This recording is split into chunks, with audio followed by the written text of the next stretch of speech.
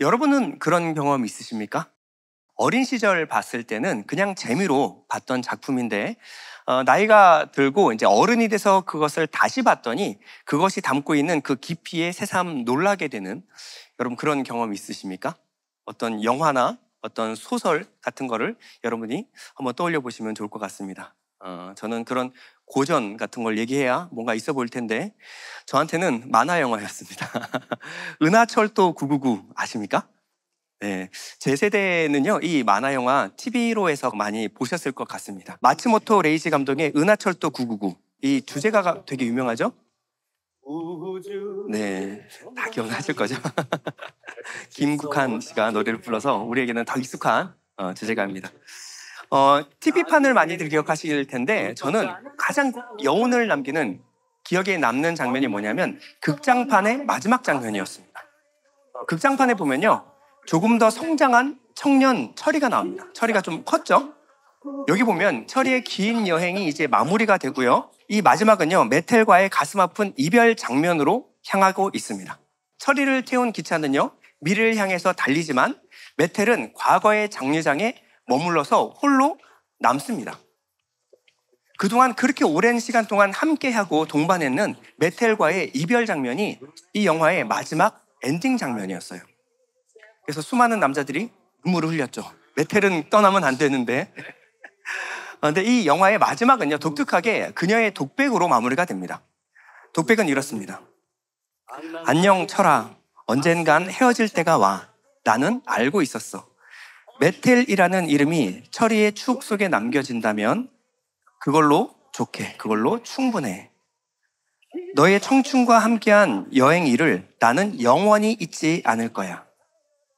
안녕, 나의 철이, 안녕. 그리고 영화는요, 단 한 문장의 마지막 자막으로 영화가 마무리가 되는데요. 그리고 소녀는 어른이 되었다.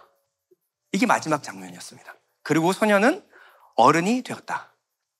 이 마지막 자막을 맞이하고 나서야 저는 깨닫게 됐어요. 이 기나긴 은하철도 999의 여행이 한 소년이 어른으로 성장하는 이 과정, 이 여정을 나타내는 은유였구나라는 것을 알게 되었습니다. 메텔이라는 이 여인은요, 철이의 성장통을 함께 해준 동반자이자 안내자 그리고 보호자였던 것입니다. 그리고 이 보호자와 이별하는 것으로 이 영화는 긴 여행은 마무리가 됩니다.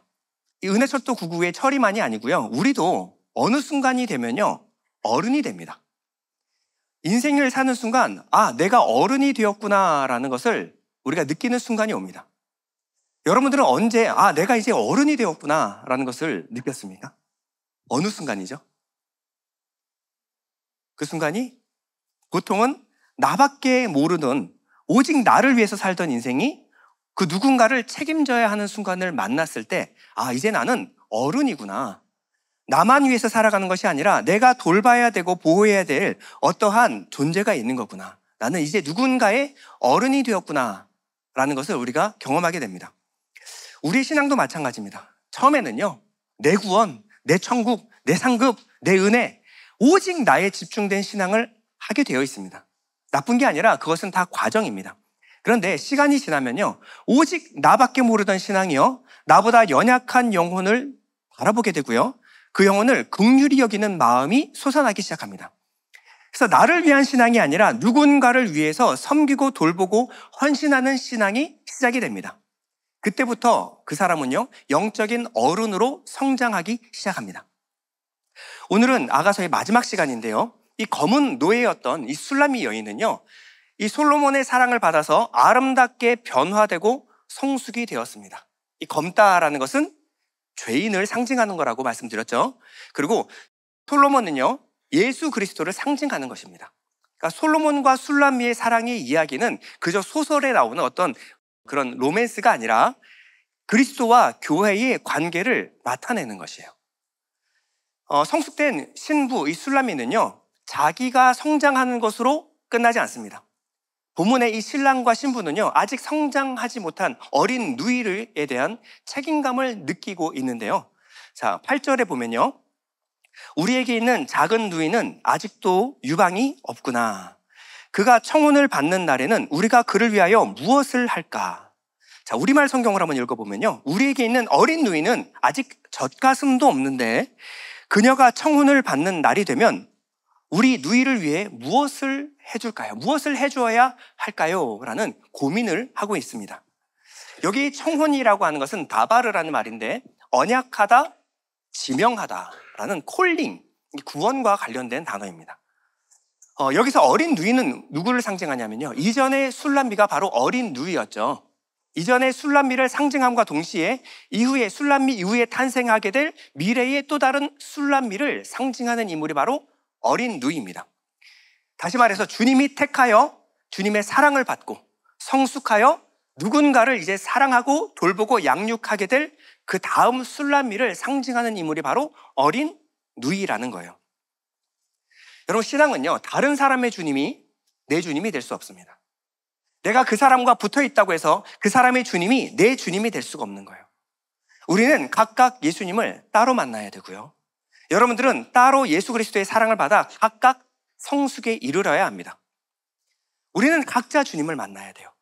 이 영적인 성장의 근거는요, 나만을 위한 유아적인 신앙에서 벗어나서요, 이제 예수를 아직 경험하지 못한 어린 누이들, 어린 사람들, 이제 갓 태어난 사람들을 위하여 사랑하고 섬기고 보호하는 이 자리까지 자라나는 것이 바로 영적인 성숙입니다. 그 누군가의 영적인 이제 멘토가 되어서 섬기고 사랑하는 사람, 이 사람이 바로 영적으로 성숙한 사람이에요. 자, 반면 어린 누이라고 하는 이 어린아이의 특징이 무엇이냐면 오늘 본문은요, 이렇게 말합니다. 우리에게 있는 어린 누이는 아직 젖가슴도 없는데. 자, 젖가슴, 유방이라고 하는 것은 이 젖과 관련된 신체 기관을 말하는 거죠. 젖은 무엇을 상징하는 거죠? 성경에서 젖은? 그렇죠. 신령한 하나님의 말씀을 상징합니다. 이 유방이 아직 없다라고 하는 것은요, 아직 누군가를 양육할 수 있는 능력이 없다라는 겁니다. 아직 누군가를 사랑하고 섬길 준비가 되지 않은 사람을 어린 아이라고 말해요. 어린 신부라고 말합니다. 그래서 성경은요, 여러분들이 교회를 얼마나 오래 다녔는가, 여러분들의 직분을 무엇을 달았는가에 관심이 없습니다. 성경은 누구를 영적으로 어린아이라고 말하느냐면요, 히브리서 5장 12절 우리 다 같이 한번 읽어볼까요? 5장 12절 시작. 때가 오래되었으므로 너희가 마땅히 선생이 되었을 터인데 너희가 다시 하나님의 말씀의 초보에 대하여 누구에게서 가르침을 받아야 할 처지이니 단단한 음식을 못 먹고 젖이나 먹어야 할 자가 되었도다. 이는 젖을 먹는 자마다 어린아이니 의의 말씀을 경험하지 못한 자요. 자, 어린아이의 특징이 뭐라고요? 하나님의 말씀의 초보, 아직 초급 단계. 정말 하나님이 세상을 이처럼 사랑해서 독생자를 주셨으니 요거 하나 붙들고 사는 사람. 그러니까 젖이나 먹어야 할 사람. 깊은 의미가 있는 어려운 말씀을 주면요, 이해 못하고 솔직히 관심이 없습니다. 알고 싶지 않아요. 그냥 하나님이 나 사랑해서 이것만 알고 싶은 거예요. 이게 바로 영적인 초급 단계입니다. 어린아이라고 말하고 있는 거예요. 이 사람 뭐냐면 다른 사람에게, 누구에게 가르침을 받아야 할 처지이니 아직도 누구에게 가르침을 한참 받아야 할 처지라고 말하는 겁니다. 성경은요, 우리의 연수, 직분 상관없이요, 단단한 하나님의 말씀을 먹지 못하는 사람을 뭐라 그러냐면 영적으로 어린아이다라고 말하고 있어요. 다른 사람이 아니라 여러분 스스로를 돌아보시기 바랍니다. 나는 오직 나밖에 모르는, 그냥 주님이 나 사랑해 주셨으면 좋겠다라는 요 영적인 초보 단계에 머물러 있는 영적 어린아이인가, 아니면 힘든 하나님의 말씀도 꼭꼭 씹어서 단단한 음식도 먹으며 자라나고 있는 청소년의 단계인가, 더 자라서 영적인 다른 어떤 어린아이를 품고 사랑하고 섬기며 양육하는, 그것을 위하여 고민하는 영적인 어른의 단계에 도달했는가, 여러분 스스로 한번 돌아보시길 바랍니다. 누구나 교회 오면요, 갓난아이의 젖, 우유를 먹습니다. 이게 나쁜 게 아닙니다, 여러분들. 다 젖을 먹어야 되는데 이 젖을 먹는 상태에서 너무 오래 머물러 있는 그것이 문제라는 겁니다. 어린아이가 어느 정도 젖을 먹다 보면요, 이 아이의 의지와 상관없이 젖을 떼야 되는 순간이 옵니다. 그저 저 같은 목사가 전해주는 말씀을 먹고 연명하는 단계가 아니라 여러분 스스로 말씀을 읽고 묵상하고 깨닫는 순간이 와야 되는 거예요. 누가 가르쳐주는 거 좋죠. 그냥 앉아가지고 은혜 받는 거 좋죠. 그러나 여러분들은 욕심이 나야 돼요. 때가 되면 젖을 떼고 하나님 말씀 앞에 머물러서 스스로 말씀의 깊은 의미를 깨닫는 이 단계에 도달해야 합니다. 때가 되면요, 단단한 음식, 그냥 내가 좋아하는 말씀만 메모해가지고 그것만 내 말씀으로 붙드는 것이 아니라 이 하나님의 모든 말씀을 꼭꼭 씹어서 삼킬 수 있는 이 성숙의 단계에 도달해야 돼요. 그리고 어느 순간은 이제 다른 누구를 위하여 양육할 수 있는 능력을 갖춰야 합니다.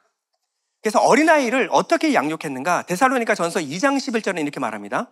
여러분도 알다시피 우리는 여러분 한 사람 한 사람을 대할 때 아버지가 자식을 대하듯 여러분을 권면하고 위로하고 당부했습니다.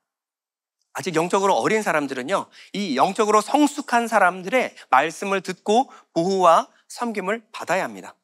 주님은 그런 사람을 어리다고 정죄하지 않으세요. 그러나 주님은 기대하시는 바가 있는데 이 말씀을 먹고 이 다음 단계로 주님의 사랑을 받고 이 다음 단계로 성숙하도록 주님께서 이끌어 주십니다. 본문은요, 어린아이에 불과한 이 자들을 말씀으로 양육하는 과정을 어떻게 표현하냐면요, 9절입니다. 그녀가 성벽이라면 우리가 그녀 위에 은으로 궁궐을 지을 것이요. 이전에 술람미가 이 방 안에, 성벽 안에 갇혀 있었죠. 자신의 내면 세계를 상징하는 것이었습니다. 술람미는요, 자신의 방, 성벽 안에 갇혀서 살아갈 수밖에 없었어요. 이들의 특징이 오직 나밖에 없는 겁니다. 나밖에 없어요. 이 밖은 위험하니까 오직 내 안에, 성벽 안에, 나의 방 안에 갇혀서 그냥 보호와 양육을 받길 원하는 상태가 바로 어린아이예요. 이들은요, 자기가 왕이에요. 내가 세상의 중심이에요. 세상 뭐라 그러든 남들이 좋든 말든 내 마음이 싫으면 다 싫은 겁니다. 남이 아무리 뭐라 그러든 하나님이 말씀이 어떻게 하든 내 마음이 차지 않으면 그거는 은혜가 안 돼. 오직 세상의 중심이 나예요, 나. 이 특징이 뭐냐면 성벽이라고 하는 거예요. 성벽의 특징은요, 경계가 분명합니다. 너, 나 정확하게 분리가 돼 있어요. 주님은 이웃을 내 몸으로 사랑하라 라고 하시는데 남에게는 별로, 남의 관심, 남의 아픔에는, 남의 미성숙에는 별로 관심이 없습니다. 어쨌든 나만 괜찮으면 돼. 이 분명한 경계를 짚고 살아가는 거예요. 이때 신랑이 술람에게 어떻게 했습니까? 와서 나의 사랑, 나의 어여쁜 자야, 일어나 함께 가자. 미성숙한 아직 어린아이에 머물러 있는 이 신부를 바깥으로 불러내는 거예요. 우리 이제 너 혼자 못 가니 함께 가자라는 겁니다. 주님과 함께 가면요, 사망의 음침한 골짜기를 다녀도 해를 두려워하지 않을 것은 주께서 나와 함께 하시기 때문에 그렇습니다. 주님과 함께 하면 두렵지 않습니다. 우리 능력으로 가면 위험하죠. 두렵죠. 한 치 앞도 알지 못하는 우리가 어떻게 세상으로 나아갑니까? 근데 주님이 내 목자 되시고 주님이 내 주님 되시고 주님이 내 왕이 되어주시면요, 어디로 가도 두렵지가 않습니다. 왜냐하면 그 모든 순간에 위험할수록 주님의 신실하신 능력과 사랑을 우리가 경험하는 장소가 되기 때문에 그렇습니다. 이 신랑과 신부는요, 그 어린 누이를 위해서 성벽 위에 은으로 만든 궁궐을 지어줄 것이다 라고 말하고 있어요. 궁궐을 지어준다. 궁궐은 무엇이냐면 왕이 사는 곳입니다. 왕이 계신 곳이에요. 주님이 함께 계시고 주님이 함께 살아가는 곳입니다. 주님과 함께 있으면요, 그 어디나 하늘나라가, 세상이 아무리 사망의 음침한 골짜기라도 거기에 궁궐을, 주님이 함께 계시면요, 거기가 성전이고 거기가 궁궐입니다. 거기가 하늘나라가 되는 거예요. 우리 주변 환경이 문제가 아니라 주님이 나와 함께 계시는가가 중요합니다. 9절에 보면요, 그녀가 문이라면 우리가 백향목 판자로 그녀를 두르리라. 자, 어린 신부를 보호하는데 그녀가 문이라면, 이 문은요, 델레트라는 말인데 그냥 문이 아니라 위로 난 문, 뚜껑, 방주의 문을 상징할 때 이 델레트라고 썼어요. 그러니까 이런 문은 많지가 않죠. 위로 난 문을 말하는 거예요. 하늘에 창이 열리고요, 하나님의 심판의 물이 땅 위에 쏟아졌습니다. 그 심판 앞에 살아남을 사람은 단 하나도 없습니다. 이 방주에 탄 사람도 얼마나 두려웠을까요? 넘실대는 파도에 뒤집히듯이 위험한 순간을 얼마나 많이 넘겨야 되는지 몰랐어요. 이 안에 있을 때 하나님은요, 심판의 하나님이에요. 살아있는 모든 것을 물로 심판하는 하나님, 얼마나 두렵습니까? 이 바깥은요, 하나님의 심판이 임하는 곳입니다. 바깥은 너무나 두려운 것이에요. 하나님도 두렵고 세상도 두려운. 그런데 신랑과 신부는 이 어린 신부를 위하여 백향목 판자로 두를 것이다. 백향목은 성전을 짓는 그때 썼던 나무입니다.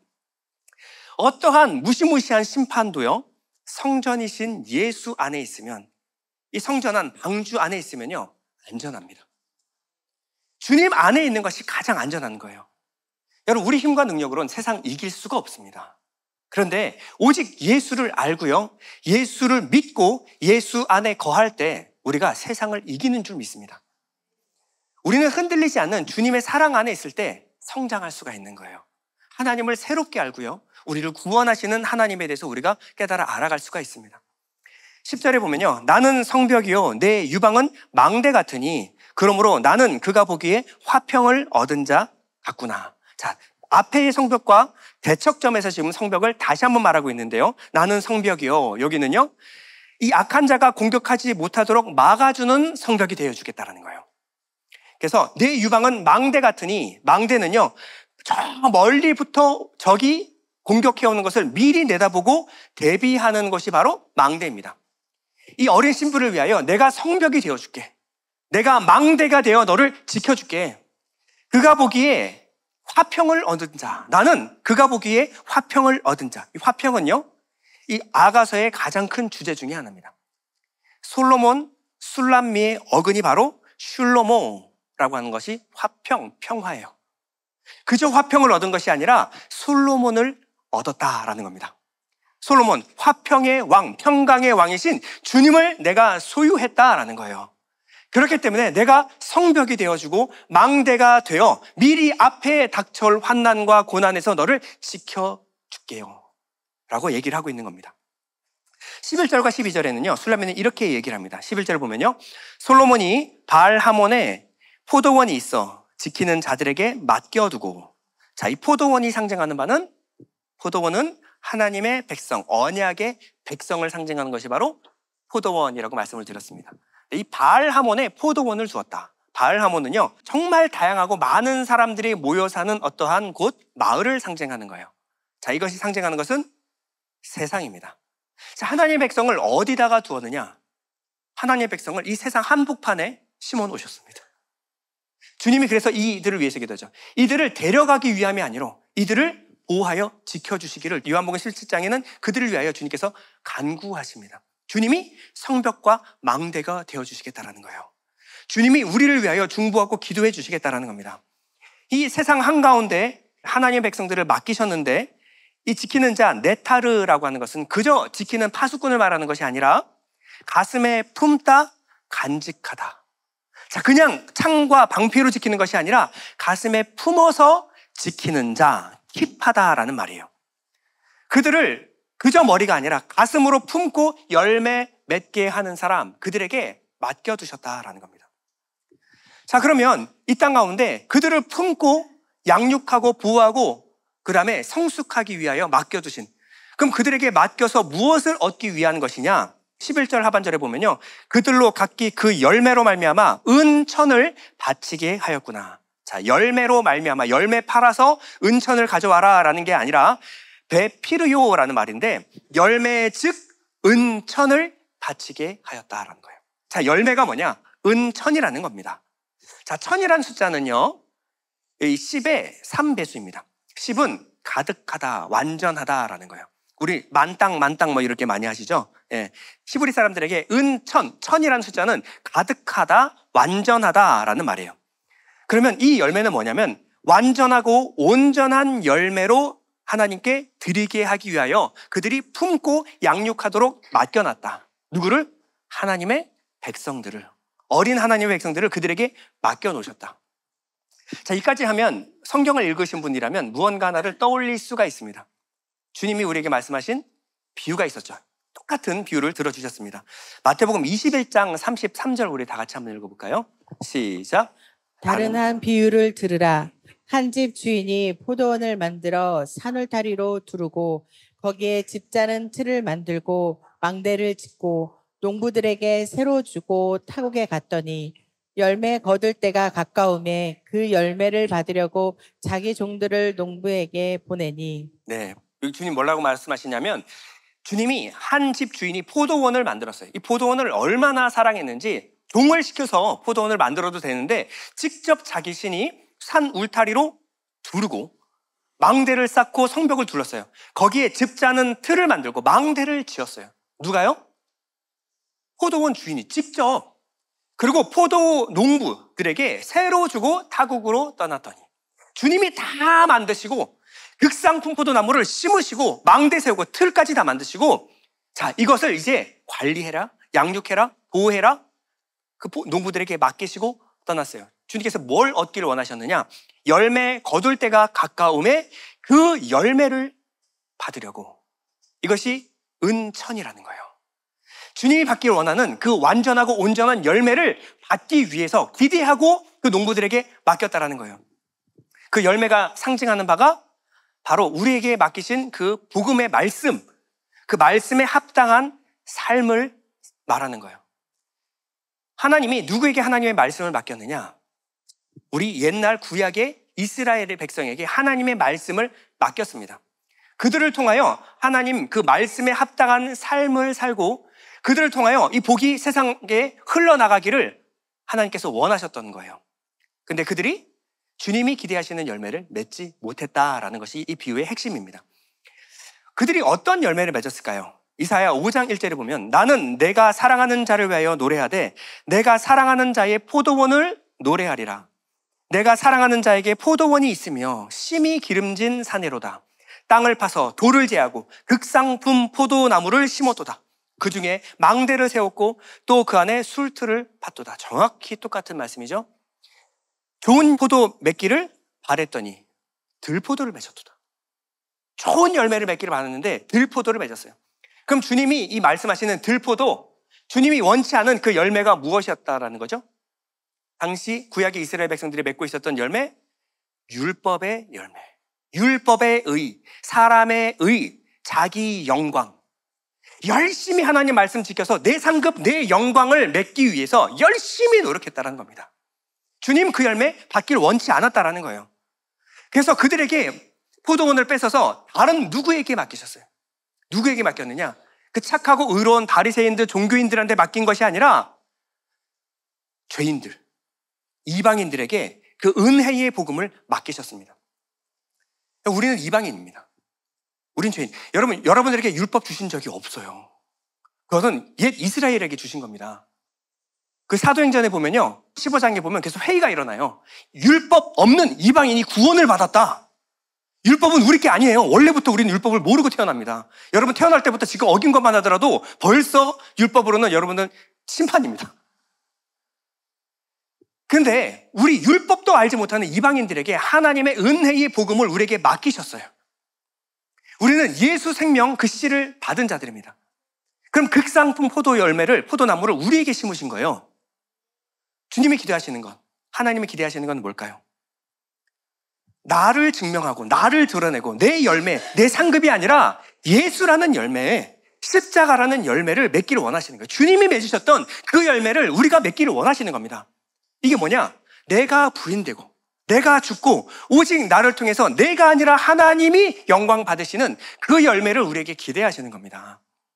그래서 요한복음 15장 8절에 이렇게 말합니다. 너희가 열매를 많이 맺으면 상급을 많이 받을 것이요. 너희가 열매를 많이 맺으면 누가 영광을 받아요? 내 아버지 하나님께서 영광을 받게 되실 것이다. 왜? 우리에게 심으신 열매가 예수라는 열매이기 때문에. 예수님이 어떤 열매 맺으셨습니까? 하나님과 동일 본체이신 그분이 자기를 죽기까지 낮추시고 종의 형체로 낮아지심으로 말미암아 하나님께 영광 돌리 십자가를 지심으로 하나님께 죽기까지 복종하셨습니다. 이게 하나님 우리에게 기대하시는 열매예요. 이게 우리에게 심으신 열매입니다.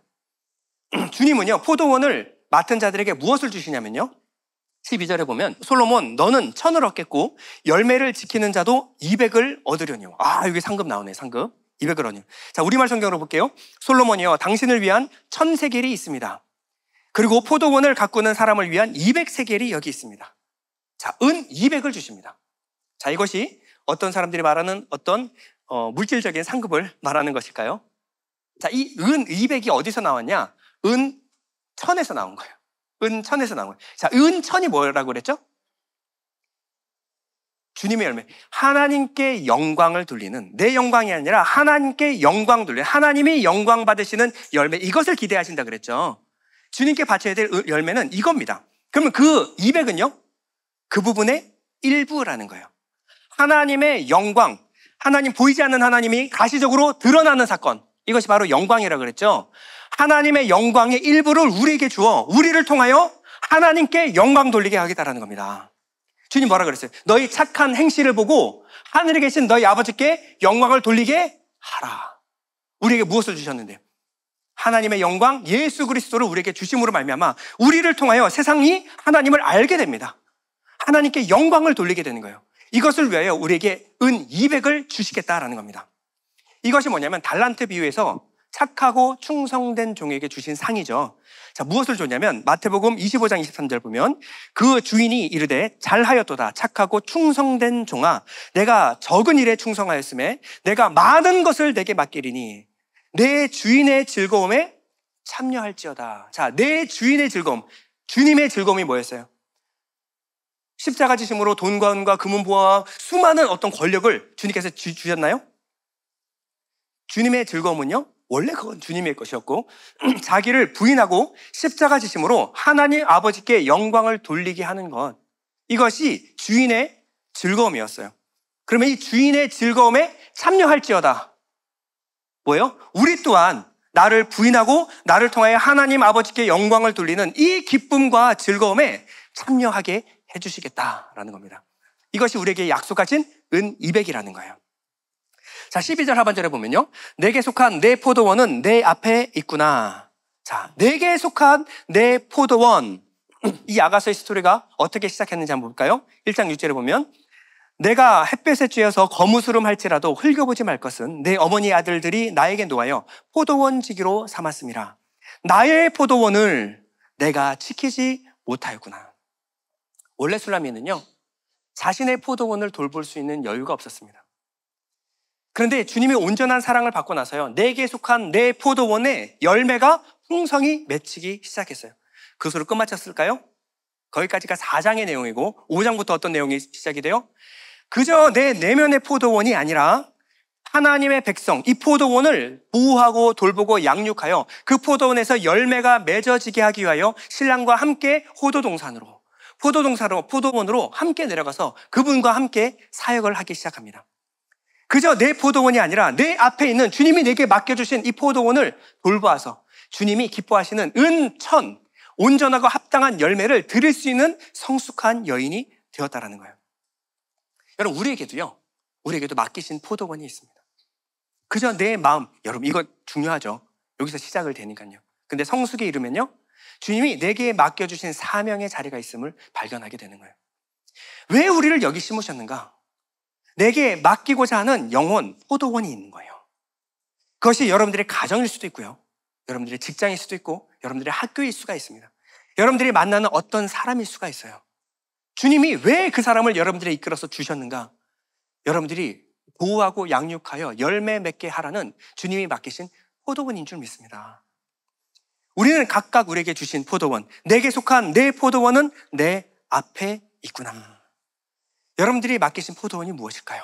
주님은 내게 어떤 것을 맡기셨을까요? 마음에 차질 않죠? 기쁘지가 않아요. 힘듭니다. 근데 주님은 우리에게 그 포도원을 맡겨서 기대하시는 바가 있다는 거예요. 우리는 그 포도원을 통하여 하나님과 하나님께 영광을 드러내는 자로 우리는 살아야 합니다. 자, 13절에 보면요, 남자가 얘기합니다. 너 동산에 거주하는 자야, 친구들이 내 소리에 귀를 기울이고 내가 듣게 하려무나. 자, 신랑은 신부를 이제 뭐라 그러냐면 동산에 거하는 자라고 합니다. 동산에 거하는 자. 창세기에는 이 동산을 뭐라고 말하냐면 하나님과 하나님의 백성이 함께 살아가는 곳, 에덴 동산 아시죠? 에덴은 형용사입니다. 하나님의 기쁨의 동산이라는 거예요. 동산. 자, 이 동산은 뭐냐면 하나님이 우리와 함께 거하시고 하나님의 백성이 함께 살아가는 것이 바로 동산이라는 거예요. 근데 이 동산에 술람미의 이야기를 듣기 위하여, 변화되고 성숙된 술람미의 이야기를 듣기 위하여 수많은 사람들이 술람미 주변으로 모여들기 시작합니다. 근데 그 많은 사람들 사이에 누가 함께 있느냐? 주님이 함께 계시는 거예요. 자, 친구들이 그대의 음성에 귀 기울이고 있어요. 내게 그대의 목소리를 들려주세요. 자, 그들 사이에 두세 사람이 있는 곳에 주님이 우리와 함께 계셔서 주님이 무엇을 기대하느냐? 술람미가 말하는 것, 술람미가 가르치는 것을 듣기를 주님이 원하시는 거예요. 주님은 주님의 말씀에 순종하여 복음을 증거하는 사람, 주님의 말씀에 순종하여 양육하는 이 성숙한 여인의 목소리를 너무나 기뻐하신다는 거예요. 주님은 이 자리에 앉아서 주님은 이 목소리에 귀를 기울이고 계시는 거예요. 복음 증거하는 자들을 기뻐하시고요, 그 목소리를 어서 내게 들려다오, 주님께서 말씀하고 계십니다. 자, 마지막 14절입니다. 14절에 보면 내 사랑하는 자야, 너는 빨리 달리라. 향기로운 산 위에는 노루와도 같고 어린 사슴과도 같아라. 이것이 아가서의 결론, 그리고 술람미의 마지막 말입니다. 여기서 말하는 향기로운 산, 향기로운 산은요, 하나님이 거하시는 거룩한 산을 말하는 거예요. 타자와 들짐승이 사는 그런 곳이 아니라 주님이 거하시는 향기로운 산, 이것이 뭐냐면 하나님의 통치가 있는 하나님의 나라를 상징하는 것이 무엇이냐면 향기로운 산입니다. 이 신랑은 뭐하고 있냐면 이 향기로운 산에서 노루와 사슴과도 같아라. 높고 거친 산을 뛰어 올라가는 이 노루와 사슴은요, 힘과 능력을 상징한다라고 말씀을 드렸습니다. 그러면 우리 주님은요, 하늘의 성산 하늘 가운데 거하시며 이 힘과 능력을 가지고 지금도 우리 가운데 통치하고 계십니다. 신부는요, 주님 오실 날까지 자신에게 맡겨진 이 사명을 이 땅 가운데 열심히 감당하고 있어요. 그런데 무엇을 간청하느냐? 우리말 성경으로 볼까요? 내가 사랑하는 분이요, 서둘러 오세요. 향기로운 산에 있는 노루처럼 어린 사슴처럼 내게로. 주님의 역사를 마치시고 어서 빨리 내게 오십시오. 이렇게 하늘의 뜻이 이 땅 가운데서도 이루어지기를 원합니다.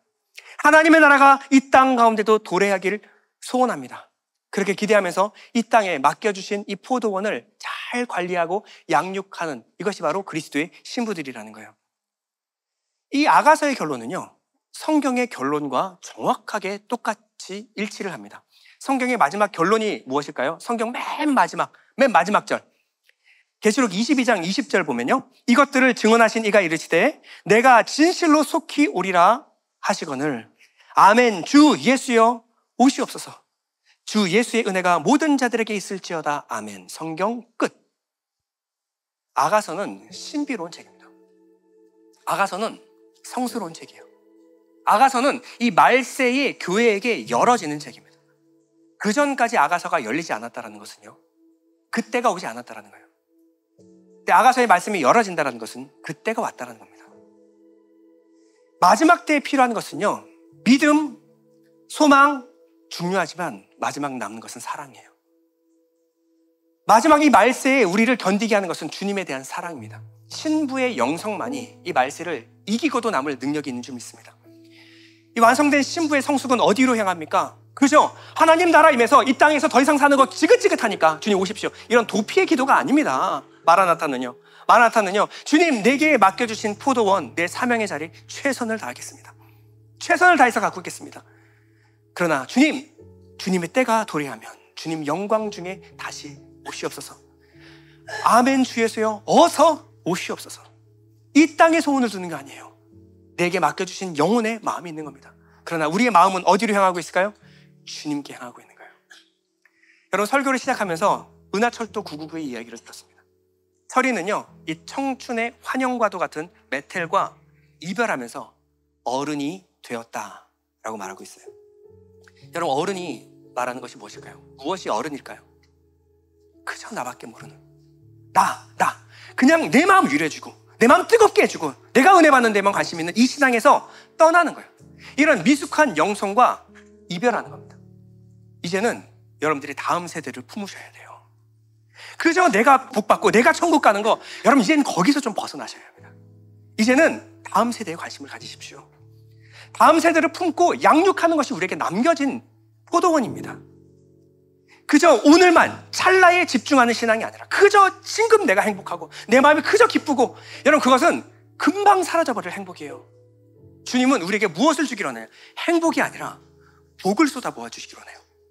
행복은 happen, 여러분들이 일어나는 잠깐 일어났다 사라지는 이것이 행복이에요.